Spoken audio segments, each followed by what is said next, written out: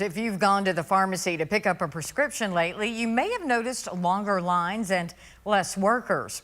We've learned there's a shortage of pharmacists. Jason Freund tells you why the numbers have been shrinking. Jason. Well, yeah, Crystal, and it's not just a problem within the Permian Basin, but throughout West Texas in general. Overworked and understaffed pharmacists have been feeling the pressure for quite some time now. Well, this drive-through line looks pretty empty right now. An influx of cars at any time can back up lines for almost an hour. A lack of available pharmacists doesn't help lines either. But what is the cause of this? Eric McLaughlin, Texas Tech University's Department Chair of Pharmacy Practice, has a theory. You're seeing growth in pharmacist positions in a lot of other market segments, particularly hospitals, managed care groups. Clinical pharmacy positions have really expanded quite a bit in the past 5 years.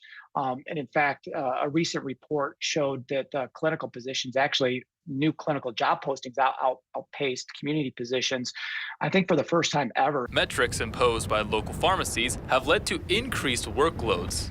Increased workloads lead to increased burnout.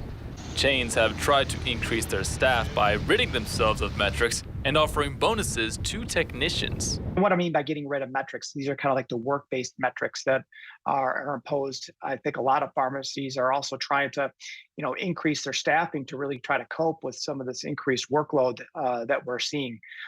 We're even seeing technician bonuses now, so getting more help in the pharmacy for the pharmacists and the technicians that are there. So I think those are some great first steps.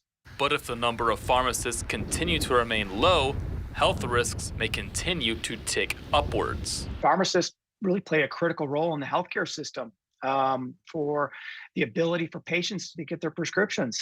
If you run you run the risk if pharmacies close or patients aren't able to get their medications that their diseases won't be controlled, whether it's a chronic disease state like high blood pressure, heart failure, or diabetes, to maybe more acute situations.